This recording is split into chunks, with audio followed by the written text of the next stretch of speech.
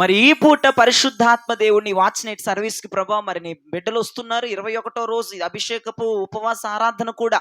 మరి ఏ వర్తమానాన్ని అందించమంటావు నాయన అని పరిశుద్ధాత్మ దేవుని అడిగినప్పుడు, పరిశుద్ధాత్మ నాకు ఇచ్చిన వాక్య ధ్యానం ఆది కాండము 47వ అధ్యాయము 5వ వచనము. ఆది కాండము 47వ అధ్యాయము 5వ వచనం. తెలుగు టు ఇంగ్లీష్ వర్షన్ చదవాలి. ఇప్పటి నుంచి మొదలు పెట్టండి, అర్థమవుతుందమ్మా. ఆది కాండము 47వ అధ్యాయము 5వ వచనాన్ని చదవండి. ఫరో యోసేపును చూచి నీ తండ్రియు నీ సహోదరులను నీ యొద్దకు వచ్చి ఉన్నారు. English version. And Pharaoh spake unto Joseph, saying, Their father and their brethren are come unto thee. చేతులెత్తి ప్రభువుకు స్తోత్రం చెప్పండి. ఫరో చూసంటున్నాడు, ఫరో యోసేపు తండ్రిని, యోసేపు యొక్క సహోదరులు చూసంటున్నాడు, యోసేపు నీ తండ్రి వచ్చాడు, యోసేపు నీ యొక్క సహోదరులు వచ్చారు. బైబిల్లో చదివి 3.5 సంవత్సరాలు అయింది. నా వైపు చూడాలి.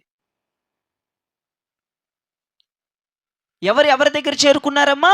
యోసేపు వద్దకు యోసేపు తండ్రి చేరుకున్నాడు. ఆమెన్ చెప్పండి. యోసేపు వద్దకు యోసేపు అన్నలు చేరుకున్నారు. ఆమెన్ చెప్పండి. ఈ పూట యోసేపు వద్దకు వారు చేరుకోక మునుపు వారి పరిస్థితి ఏంటి? దుఃఖం. యోసేపు దగ్గరికి రానప్పుడు వాళ్ళ పరిస్థితి ఏంటి? కరువు. యోసేపు దగ్గరికి వాళ్ళు రానప్పుడు వారి పరిస్థితి ఏంటి? లోటు. యోసేపు వద్దకు వారు రానప్పుడు పరిస్థితి ఏంటి? బాధ. యోసేపు వద్దకి తండ్రి, వారి యొక్క అన్నలు రానప్పుడు వారి యొక్క పరిస్థితి ఏంటి? కన్నీరు, వేదన. యోసేపు దగ్గరకు వచ్చిన తర్వాత ఆ బాధ, ఆ దుఃఖము, ఆ కన్నీరు, ఆ కలత, ఆ కరువంతా తీరిపోయింది. హల్లెలూయా, హల్లెలూయా. యోసేపు వద్దకి వచ్చిన యోసేపు తండ్రి, యోసేపు వద్దకి వచ్చిన యోసేపు అన్నల జీవితంలో సంతోషము, ఎక్కడ లేని సంతోషము నెలకొన్నది, ఎక్కడ లేని సమృద్ధి నెలకొన్నది, ఎక్కడ లేని ఆశీర్వాదం నెలకొన్నది, ఎక్కడ లేని తృప్తి వారులు నెలకొన్నది. ఈ మాటలు ఒక్క సబ్జెక్ట్ మీరు పట్టుకోవాలి. యోసేపు దగ్గరకు వస్తేనే ఆశీర్వాదం అనండి, యోసేపు దగ్గరకు వస్తేనే సమృద్ధి అనండి, యోసేపు దగ్గరకు వస్తేనే సంతోషం అనండి. యోసేపు దగ్గరికి రాకపోతే చెప్పాలి ఆ మాటే.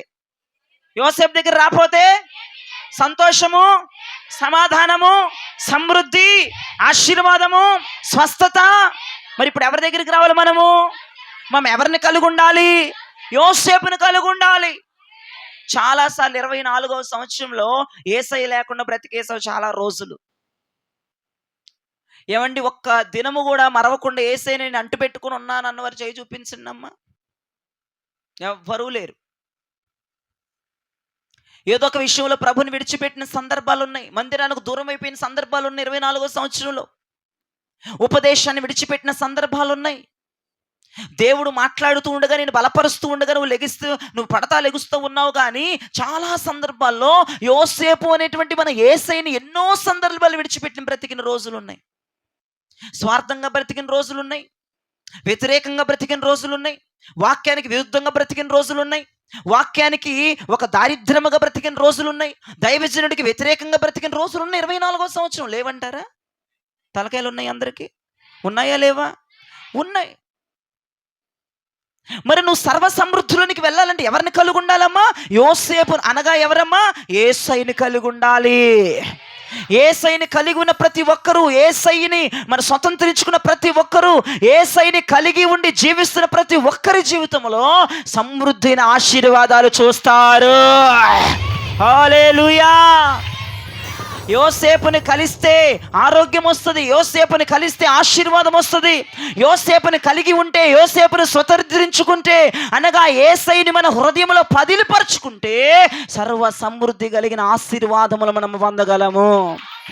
24వ సంవత్సరంలో ఏడ్చిన రోజులున్నాయి, బాధపడిన రోజులున్నాయి, కొట్లాడిన రోజులున్నాయి, మరి కరువు అనుభవించిన రోజులున్నాయి, తినని రోజులున్నాయి, టెన్షన్తో బ్రతికిన రోజులు, భయంతో బ్రతికిన రోజులు, రోగంతో బ్రతికిన రోజులు, పాపంలో బ్రతికిన రోజులు. అంటే చాలా రోజులు. 24వ సంవత్సరంలో యేసయ్యని కలిగి ఉన్న రోజులెన్ని, యేసయ్యని కలగకుండా ఉన్న రోజులెన్ని?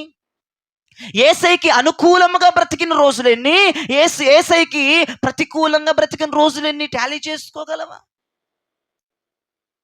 24వ సంవత్సరంలో యేసయ్యని కలిగి మీరు అనుకుంటారు, బాప్తిజం తీసుకున్నాం, రక్షణ తీసేసుకున్నాం, బైబిల్ పెట్టుకుని మందిరానికి వచ్చేస్తున్నాము, పరిశుద్ధ బలలో పాలిభాగస్తులైపోతున్నాం, మేమైతే 24వ సంవత్సరం అంతా యేసయ్యని కలుగున్నాం అనుకుంటారు. మరి యేసయ్యని కలిగి ఉంటే నీకు వస్తున్న దుఃఖం పరిస్థితి ఏంటి?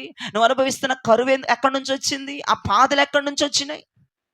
మీరు ఒకటి జ్ఞాపకం చేసుకోండి, యోసేపు తండ్రి, యోసేపు అన్నలు యోసేపు దగ్గరకు వచ్చిన తర్వాత వారు కరువు అనే మాట వినలేదంట. దేవునికి స్తోత్రం చెప్పండి. యోసేపు తండ్రి, యోసేపు అన్నలు యోసేపు దగ్గరకు వచ్చిన తర్వాత వాళ్ళు ఏడ్చిన సందర్భాలు లేవంట. ఆమేన్ చెప్పండి. యోసేపు యొక్క తండ్రి, యోసేపు యొక్క అన్నలు యోసేపు దగ్గరకు వచ్చిన తర్వాత వారు అసమాధానంతో ఉన్న రోజులు లేవంట. ఆమేన్ చెప్పండి.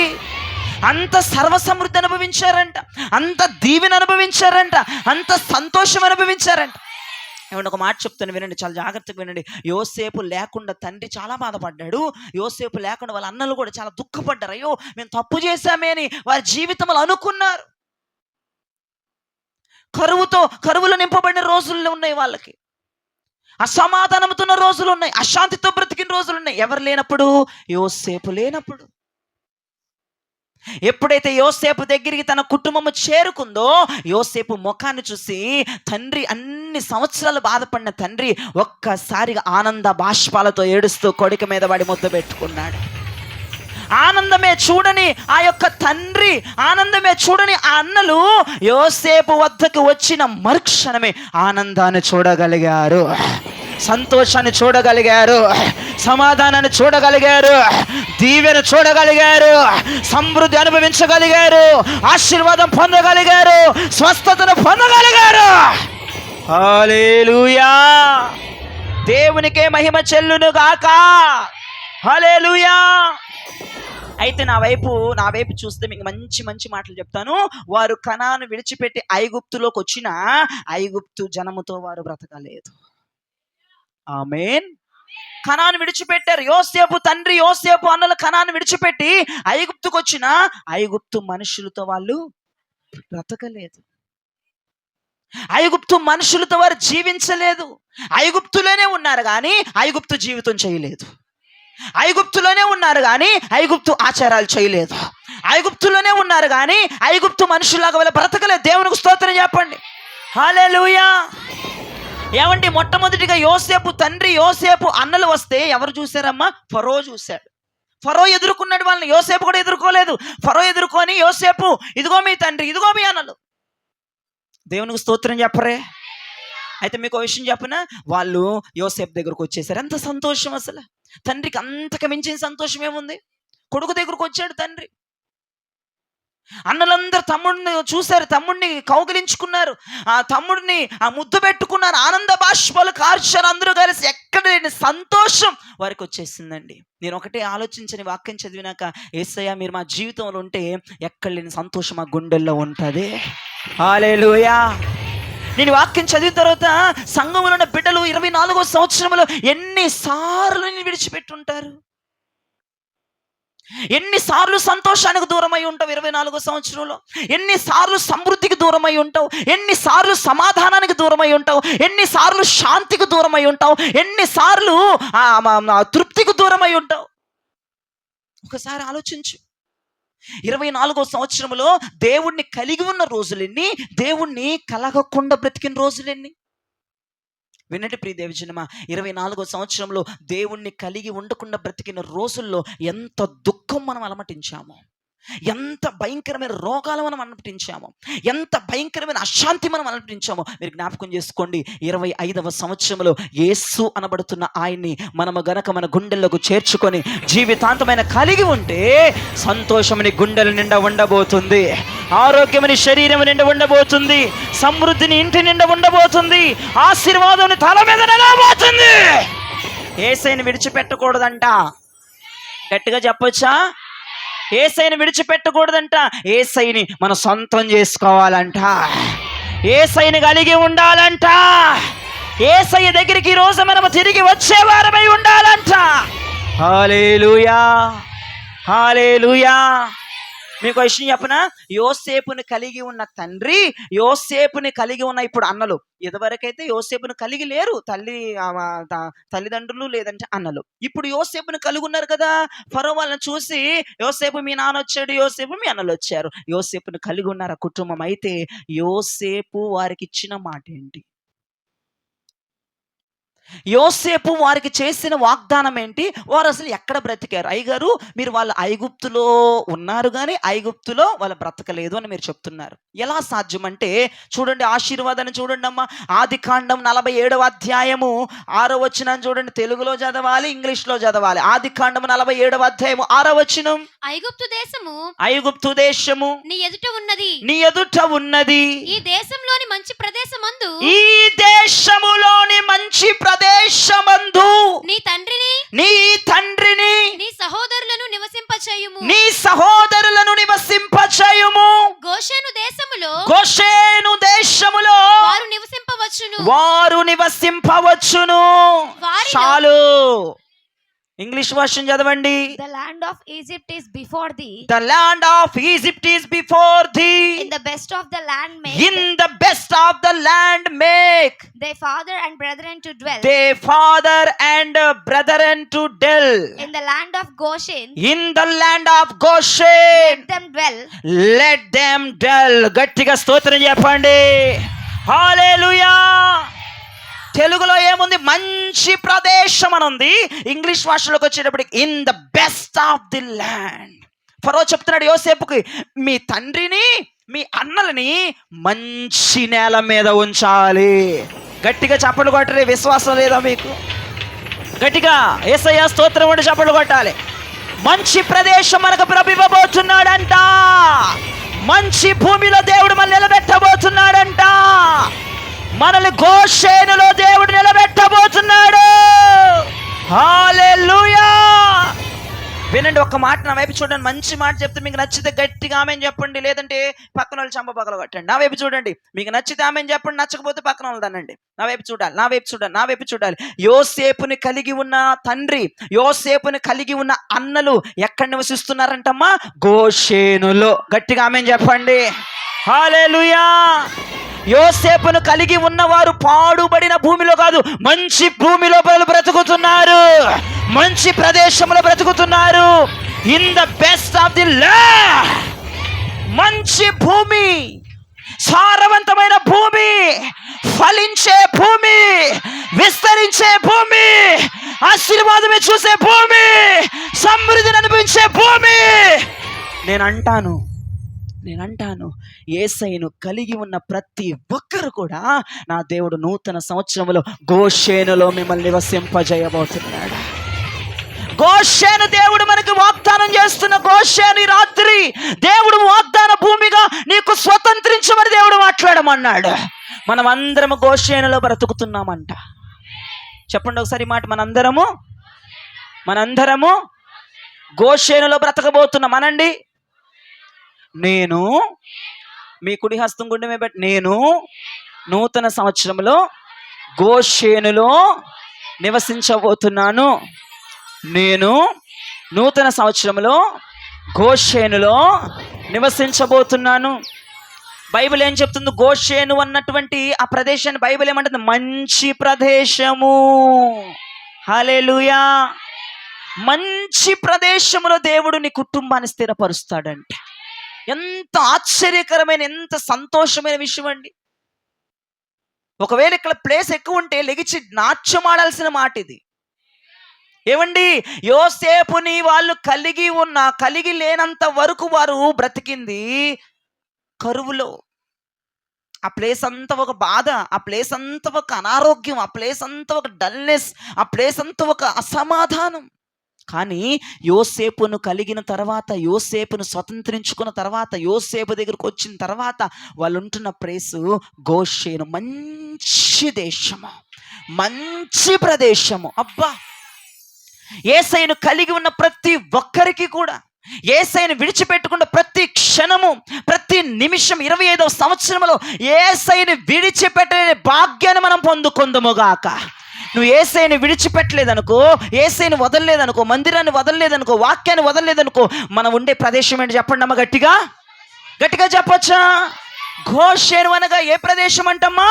మంచి ప్రదేశము. హల్లెలూయా, హల్లెలూయా. ఈ గోషేను ఎక్కడుంటుందమ్మా? ఈ గోషేను ఎక్కడుందమ్మా? గట్టిగా చెప్పాలి, గట్టిగా చెప్పాలి. దెబోరా ఏం చెప్తున్నావు? ఈ గోషేను ఎక్కడుంటుందమ్మా? ఐగుప్తుకి ఎదురు, ఐగుప్తు పక్కన, ఐగుప్తు కింద కాదు గోషేను ఉండేది. వినండి, ఈ గోషేను ఎక్కడుంటుందో చెప్పండి. నా వైపు చూస్తే మీకు చెప్తాను, నా వైపు చూడకపోతే వాక్యం మానేస్తాను. దేవునికి స్తోత్రం. ఐగుప్తు ఎక్కడుంటుందో చెప్పనా? ఐగుప్తులో గోషేను ఎక్కడుంటుందంటే ఐగుప్తు పొలిమేరలో చివరి అంచులో ఉంటుంది. దేవునికి స్తోత్రం చెప్పండి. ఈ గోషేను ఐగుప్తు మధ్యలో ఉండదు, ఐగుప్తు ఆ కుడిపక్క ఉండదు, ఐగుప్తు ఎడం పక్క ఉండదు, ఐగుప్తు పైన ఉండదు, ఐగుప్తు కింద ఉండదు. ఈ ఐగుప్తులో ఆ గోషేను ఐగుప్తు అంచుల్లో, ఐగుప్తు అంచుల్లో అంటే ఐగుప్తులో కాదు, ఐగుప్తు అంచుల్లో ఉండే ప్రదేశమే గోషేను ప్రదేశము. గట్టిగా స్తోత్రం చెప్తారా? గట్టిగా స్తోత్రం చెప్తారా? ఇప్పుడు నేను అంటాను, ఈ గోషేను కనానుకు దగ్గరగా ఉంది, ఐగుప్తుకు దూరంగా ఉంది. హలో, గట్టిగా చెప్పొచ్చా? జనాలు వస్తూనే ఉంటారు, మీరు వాళ్ళ వైపు చూడొద్దు, నా వైపు చూడండి. ఈ ఈ ఈ గోషేను అనేది ఎక్కడికి దూరంగా ఉందంటే దేనికి దూరంగా? గట్టిగా అమ్మా అమ్మా అమ్మా, దేనికి దూరంగా ఉంది? దేనికి దగ్గరగా ఉంది? గట్టిగా చెప్పాలి. కళానికేతరు బొమ్మలా కుర్చీలో కూర్చున్నోళ్ళు, ముందు నన్ను కూర్చోబెట్టండి ఆయన, 12 గంటలకు వస్తారు యేసయ్య స్తోత్రం, ప్రాణాలు తినటానికి. నువ్వు ఎక్కడికి లేసావు రాహేల్ గారు? అంత దరిద్రం, చండాలం చేస్తున్నారు. తీసుకెళ్ళి డాబా మీద కూర్చోమ్మా, నువ్వు దేవుడు నేను దీవిస్తాడు. డాబా మీద కూర్చున్న వాళ్ళని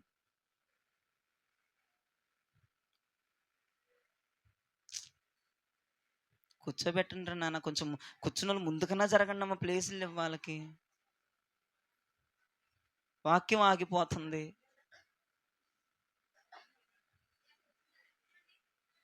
అమ్మ మీరు కెమెరాకు దాగమాకండి అమ్మ.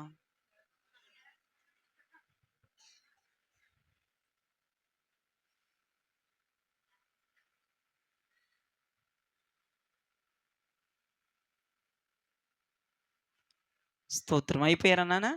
ఇంకొస్తున్నారు, అయిపోయారా? స్తోత్రం.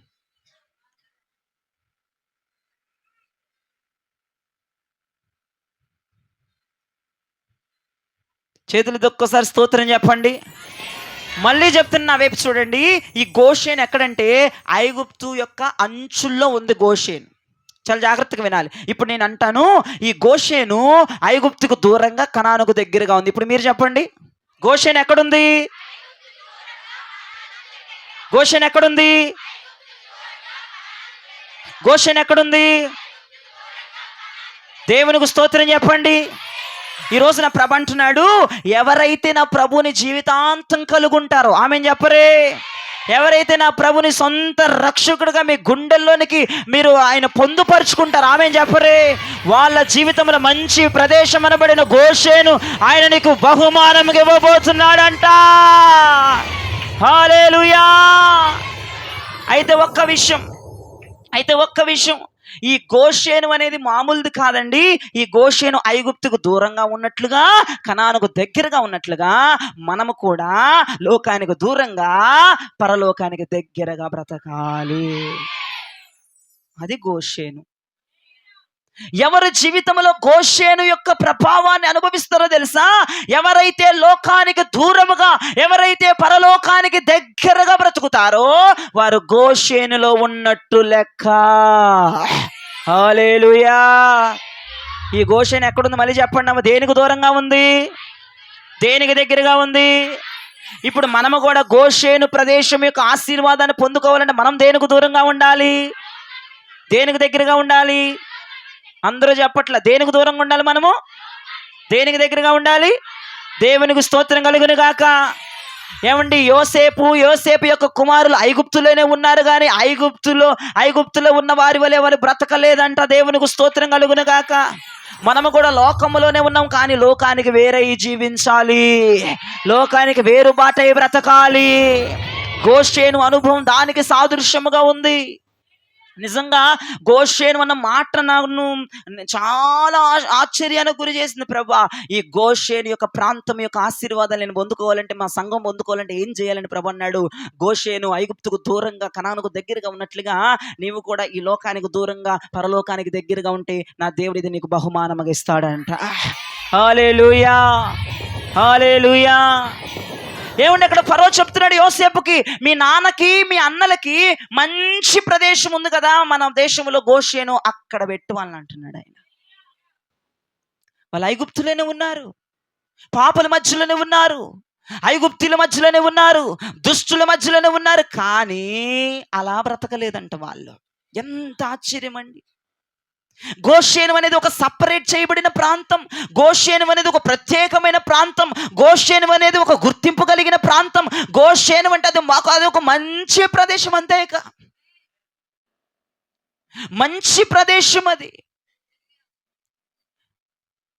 చాలా మంది అంటూ ఉంటారు, ఈ దుష్టుల మధ్య ఎలా మంచిగా బ్రతకమయ్యా, ఈ పాపిష్టోల మధ్య ఎలా మంచిగా బ్రతకమయ్యా. బ్రతకొచ్చు. గోషేను వంటి ఆశీర్వాదం ఉంటే దుష్టుల మధ్య, పాపుల మధ్య, దుర్మార్గుల మధ్య, మా చెడిపోయిన వారి మధ్య, లోకస్తుల మధ్య, అన్యుల మధ్య, ఆచారాల మధ్య, సాంప్రదాయాల మధ్య నీ ఒక్కదానివే, నీ ఒక్క కుటుంబం ఒక వేరుబాటే జీవితముగా మనం బ్రతుకుదుము గాక.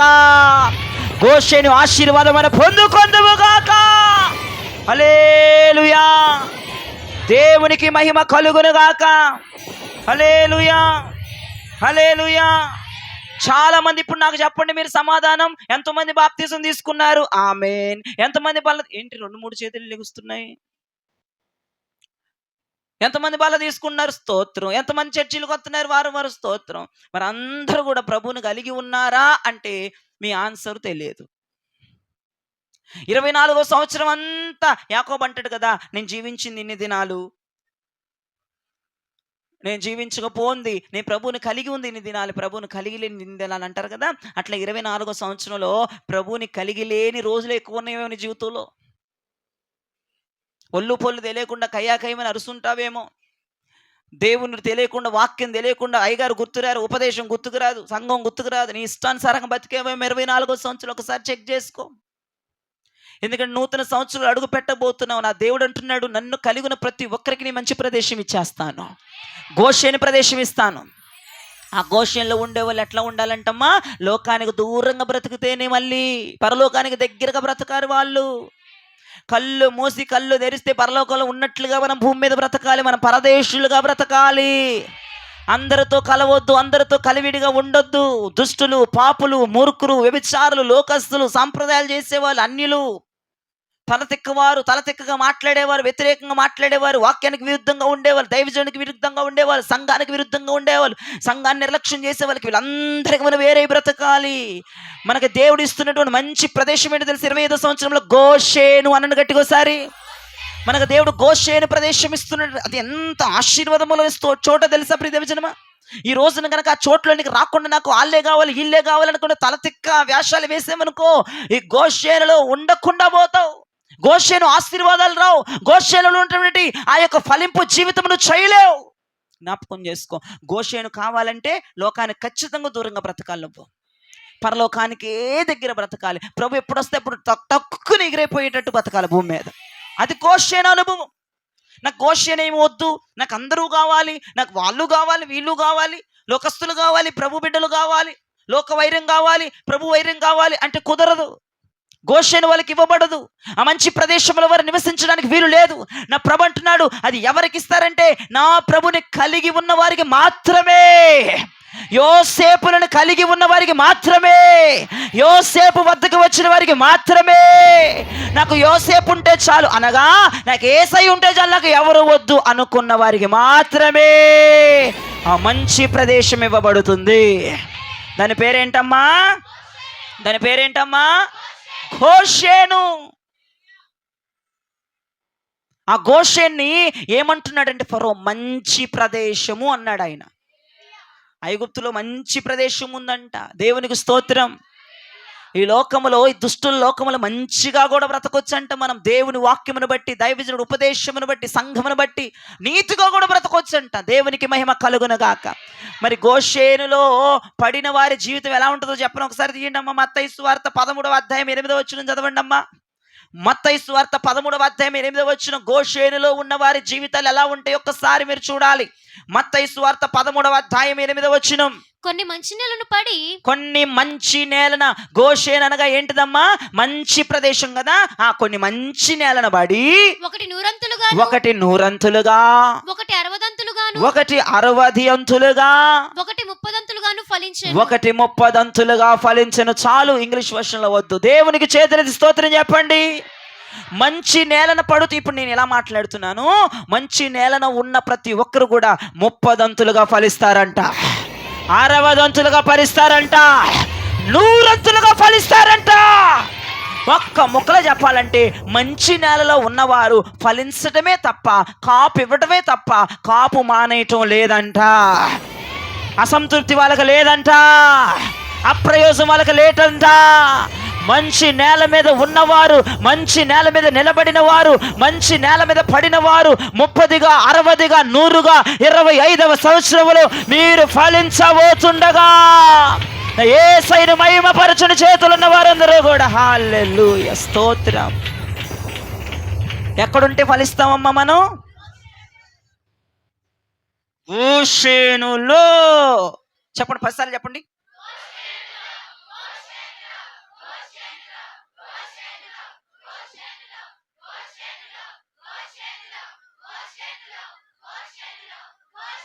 ఎక్కడుంటే ఫలిస్తాం మనం? 30 ఎక్కడుంటే ఫలిస్తాం? 60 ఎక్కడుంటే ఫలిస్తాం? 100 ఎక్కడుంటే ఫలిస్తాం? దేవునికి స్తోత్రం చెప్పండి.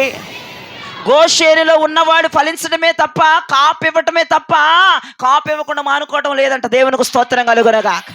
గోషేనులో ఉన్నవాడు సమృద్ధి తప్ప, అసంతృప్తిలో ఉన్నవాడు లేడంట. దేవునికి స్తోత్రం కలుగునగాక. హల్లెలూయా, దేవునికి మహిమ కలుగునుగాక. గోషేనులో ఉన్న వాళ్ళు ఎలా ఉంటారంటమ్మా? ఫలిస్తారు. వాళ్ళు ఆత్మీయతలో ఫలిస్తారంట, ఆర్థికంగా ఫలిస్తారంట, భౌతికంగా ఫలిస్తారంట, అన్ని విధాలుగా ఫలిస్తారంట, అన్నిట్లో ఫలిస్తారంట, అన్ని రంగముల ముందుంటారంట. ఎలాగా? 30, 60, 100. 30 దగ్గర ఆపడంట, 60 తీసుకొస్తాడంట.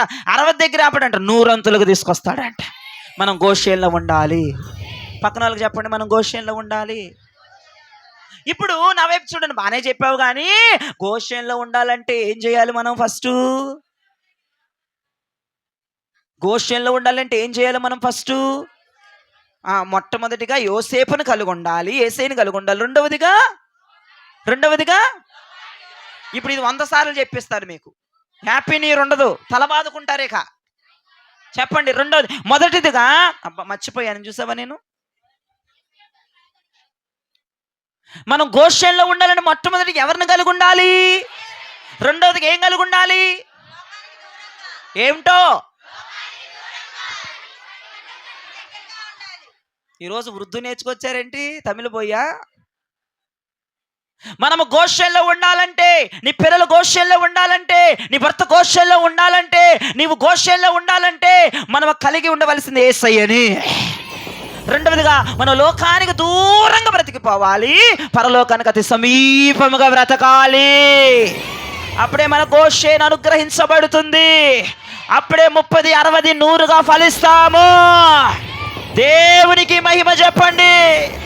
హల్లెలూయా, దేవునికి స్తోత్రం, దేవునికి స్తోత్రం.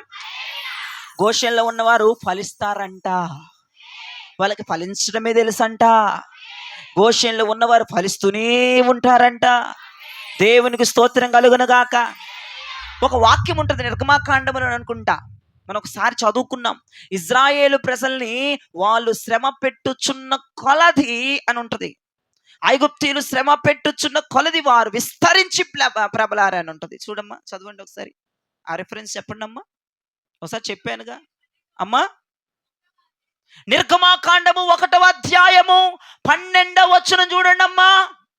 అయినను ఐగుప్తీయులు వారిని శ్రమ పెట్టిన కొలది ఐగుప్తీయులు వారిని శ్రమ పెట్టిన కొలది వారు విస్తరించి ప్రబలిరి గనుక గట్టిగా ప్రభుకు స్తోత్రం చెప్పండి. ఏమండి 25వ సంవత్సరంలో బాధలు రావు అని చెప్పకూడదు, దొంగ బోధ. కష్టాలు రావు, బాధలు రావు, ఇరుకులు రావు అని నేను చెప్పకూడదు. అది మానవుడు అంటే బాధలు, మానవుడు అంటే శ్రమలు, మానవుడు అంటే ఇబ్బందులు, అది సహజమే. నేను చెప్తున్నాను వినండి, గోషేనులో ఉన్న వాళ్ళకి కూడా బాధలు వచ్చినాయి అంట. ఆమేన్ చెప్పండి. గోషేనులో ఉన్న వాళ్ళకి కూడా శ్రమలు వచ్చినాయి అంట. గోషేనులో ఉన్న వాళ్ళకి కూడా ఇరుకులు వచ్చినాయి అంట. గోషేనులో ఉన్న వారికి కూడా బాధలు ఉన్నాయంట.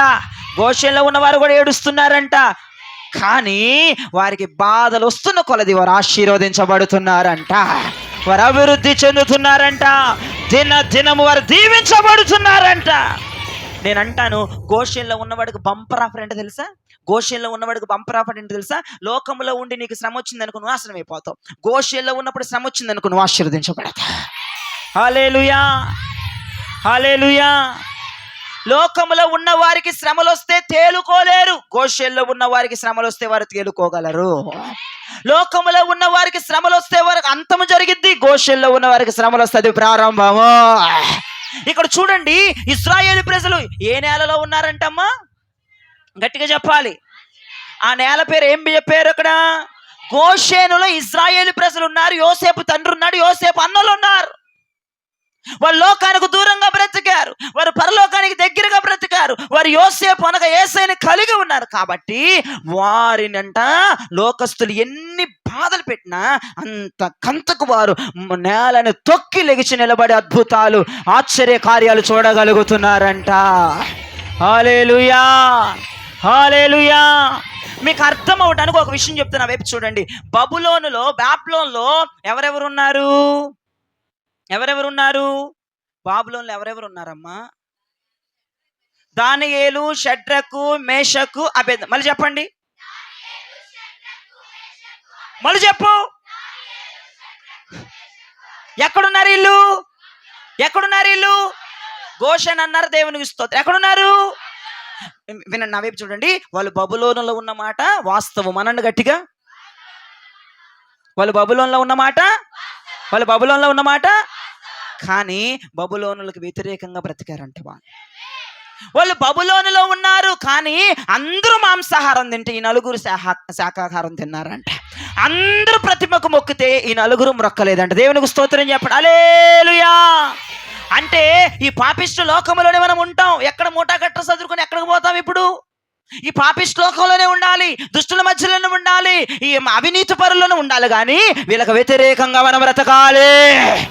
ఇప్పుడు నేను ఎందుకు షడ్రకు, మేషకు, అబేద్నెగోలు, దానియేలు గురించి చెప్పానంటే, వీళ్ళు బబులోన్లోనే ఉన్నారు కానీ వాళ్ళు బబులోను యొక్క ఫుడ్ తినలేదు. వారు బబులోన్లోనే ఉన్నారు కానీ బబులోను ఆచారాలు వాళ్ళు ఆచరించలేదు. వాళ్ళు బబులోనేలే ఉన్నారు కానీ బబులోను సాంప్రదాయాలు వాళ్ళు పాలు వాగసులు అవ్వలేదు. నేను అంటాను, బబులోన్లో ఉన్నవారికి శ్రమ వచ్చిందారా లేదా? అగ్నిగుండం వచ్చిందారా లేదా? సింహాల బోన్లు వచ్చినారా లేదా? కానీ వారు కాపాడబడ్డారు, వారు రక్షించబడ్డారు, వారు దీవించబడ్డారు. నేను చెప్తుంది ఏంటంటే, గోషేనులో ఉంటే మనకి ఎన్ని శ్రమలు వచ్చినా నా దేవుడు లేపి నిన్ను అద్భుతంగా నిలబెడతాడు, నేను ఆశీర్వదిస్తాడు.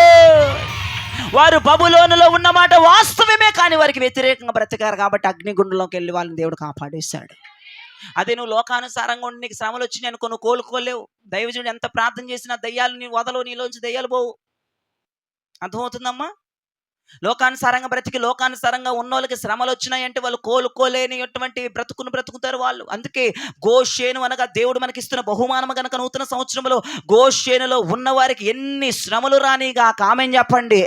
ఎన్ని ఇబ్బందులు రానిగాక, అగ్ని గుండమే రానిగాక, సింహాల బోనే రానిగాక, ఏదైనా రానివిగాక, మనందరం కాపాడబడబోతున్నాము. ఎక్కడున్నోళ్ళు? గోషేనులో ఉన్నోళ్ళు. గట్టిగా చెప్పండి. గోషేనులో ఉన్నవారు కాపాడబడుతున్నారు, గోషేనులో ఉన్నవారు తప్పించబడుతున్నారు, గోషేనులో ఉన్నవారు రక్షించబడబోతున్నారు.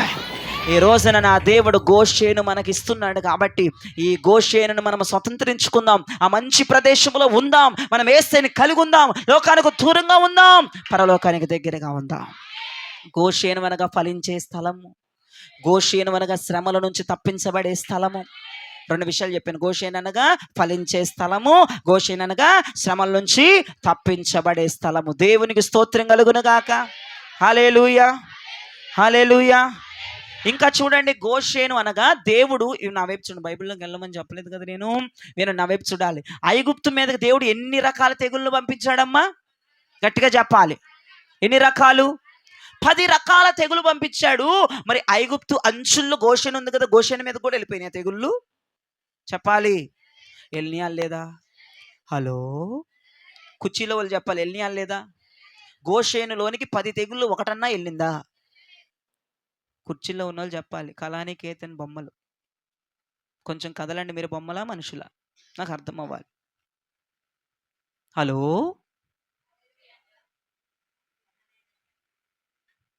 దేవునికి స్తోత్రం చెప్పండి అందరూ. హల్లెలూయా.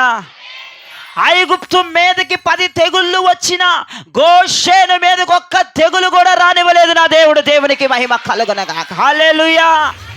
చూడండి, ఒక తెగులు గురించి మాట్లాడుకుందాం. చూడండి, నిర్గమాకాండం 9వ అధ్యాయం 26వ వచనం. నిర్గమాకాండం 9వ అధ్యాయం 26వ వచనం. అయితే ఇశ్రాయేలీలున్న గోషేను దేశంలో మాత్రం వడగండ్లు పడలేదు. దేవునికి చేతులెత్తి స్తోత్రం చెప్పండి. నేను ఒక తెగులే చూపించా, ఇంకా మిగతా 9 తెగుళ్ళు కూడా గోషేను దేశంలో ఉన్న ఇశ్రాయేలు ప్రజలు ఏమీ చెయ్యలేదు.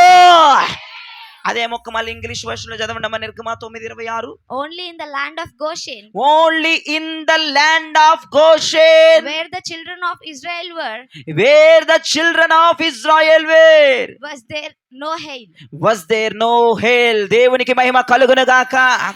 Only in the land of Goshen అంటే గోషేనులోనే తెగుళ్ళు రావు. అన్ని పక్కల తెగుళ్ళు వస్తాయి కానీ గోషేను మీదకే తెగుళ్ళు రావు. అన్ని పక్కల నాశనం వస్తుంది కానీ గోషేనులోనే నాశనం రాదు. అందరికి అసంతృప్తి కానీ గోషేనులో ఉన్న వారికి తృప్తికరమైన జీవితము. అంటే నేను చెప్తాను, గోషేనులో ఉన్న వారికి లోకం మీదకి వచ్చే ప్రతి తెగుళ్ళ నుంచి మీరు తప్పించబడతారు.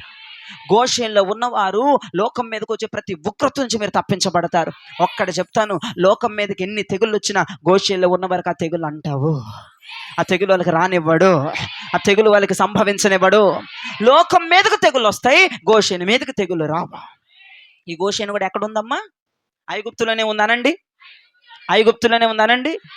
ఐగుప్తు మీదకి ఐగుప్తులో ఉన్న వారందరి మీదకి 10 తెగులు వచ్చినాయి. కానీ గోషేనులో నివసిస్తున్న ఇజ్రాయేల్ ప్రజల మీదకి ఒక్క తెగులు కూడా రాలేదంట. ఒక్క రోగం కూడా రాలేదంట. ఒక్క శోధన కూడా రాలేదంట.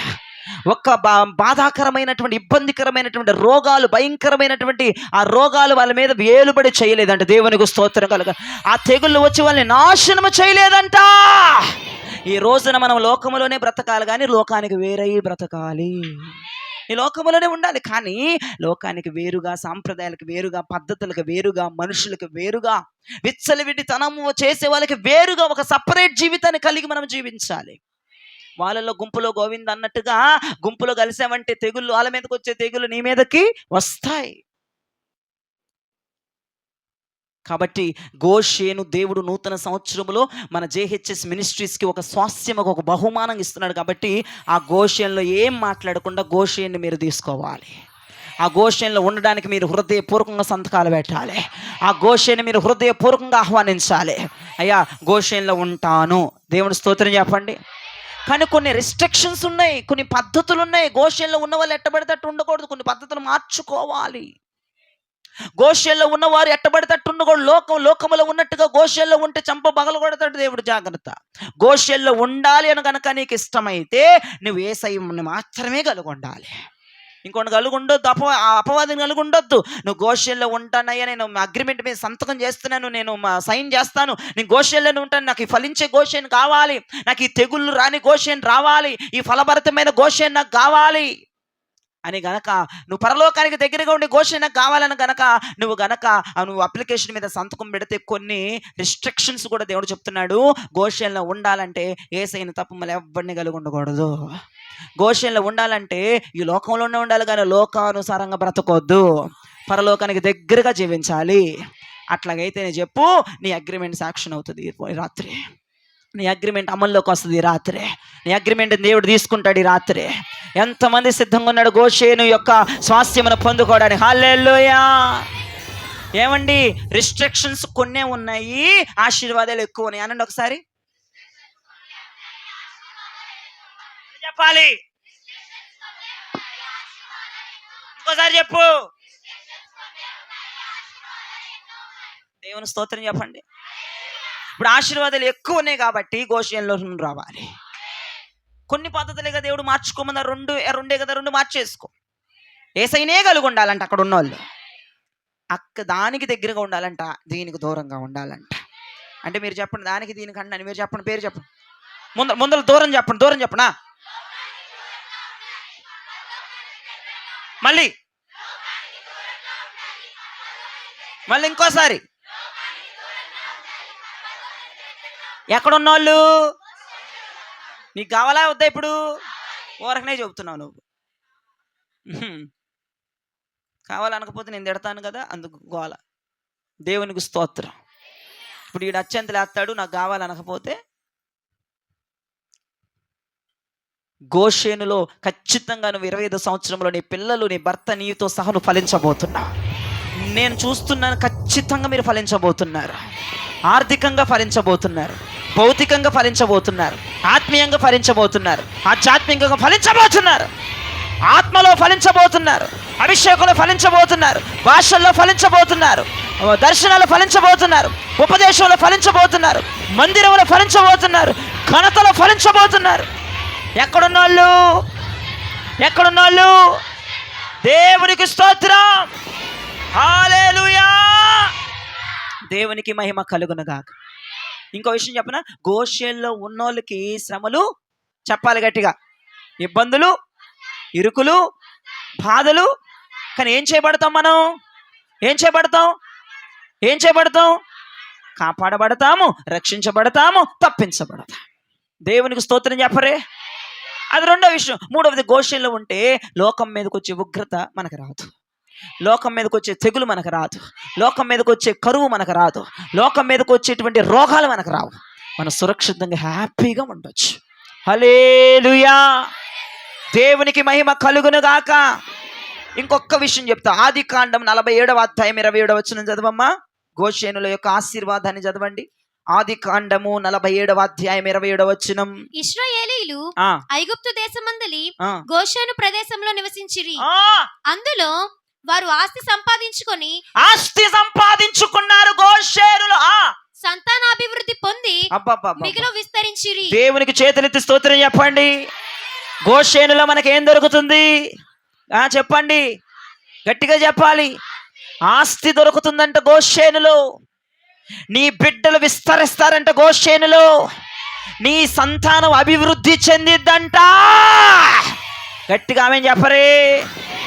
గోషేనులో ఉంటే విస్తరించడం తప్ప ఆగిపోవటం లేదు. గోషేనులో ఉంటే అభివృద్ధి పొందడం తప్ప అభివృద్ధికి చెక్ పోస్ట్ పడేది లేదు అక్కడ. గోషేనులు ఉంటే ఎన్ని ఆశీర్వాదాలు ఒకసారి జ్ఞాపకం చేసుకోమ్మా.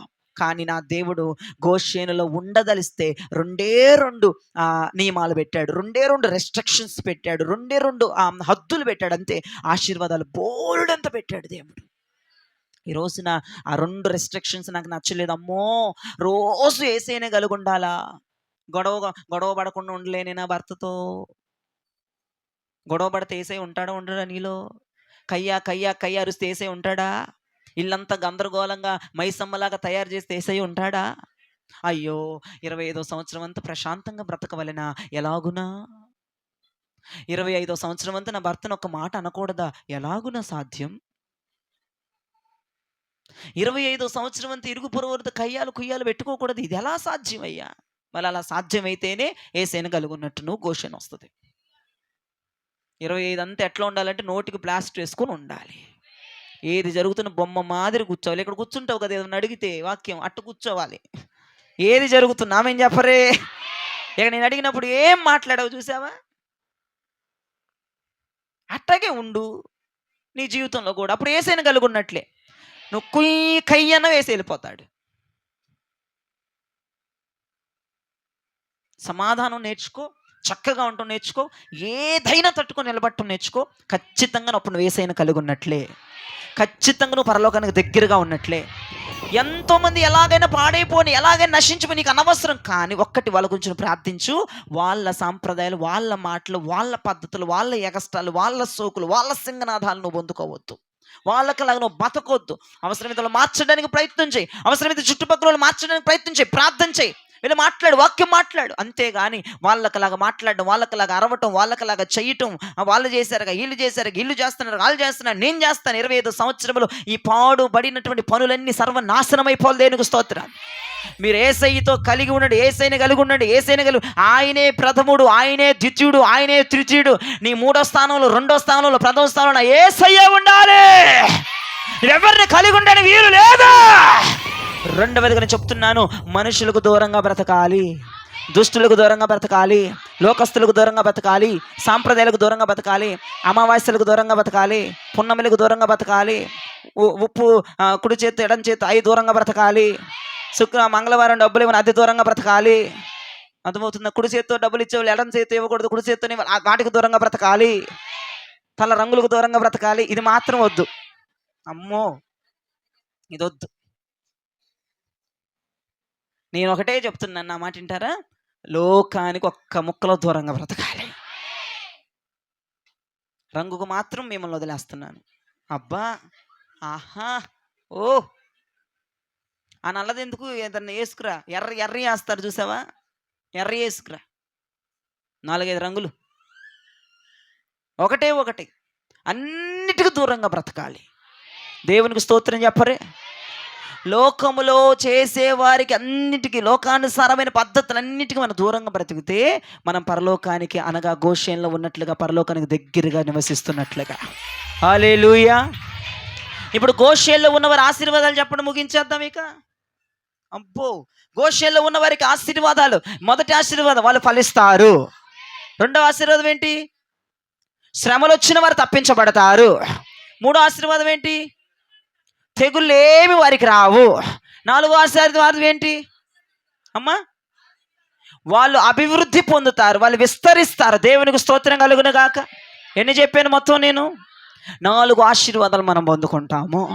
నూతన సంవత్సరంలో గోషేను ప్రదేశంలో మన JHS మినిస్ట్రీస్ ఫలభరితంగా దూసుకుంటా ముందుకెళ్ళిపోవాలి. అర్థమవుతుందా? మనం ఫలించే కొమ్మలం. నూతన సంవత్సరం నా దేవునికి ఇస్తున్న వాగ్దానం ఏంటంటే, నువ్వు ఫలించబోతున్నావు, నువ్వు ఫలించబోతున్నావు. గోడలు వస్తే గోడలు ఎక్కి పాకబోతున్నావు, ఏదొచ్చినా ఎక్కి ఫలించబోతున్నావు. నీ ఫలింపుకు అడ్డు ఎవడు లేడు, నీ ఫలింపుకు చెక్ పోస్ట్ పెట్టేవాడు ఎవడు లేడు, ఆటంకపరిచేవాడు ఎవడు లేడు. ఎక్కడుంటే దేవునికి స్తోత్రం. ఈ వాక్యము దేవుడు దీవించి వినికిళ్ళు ఆశీర్వదించి ఫలింపజేయునుగాక. ఆమేన్.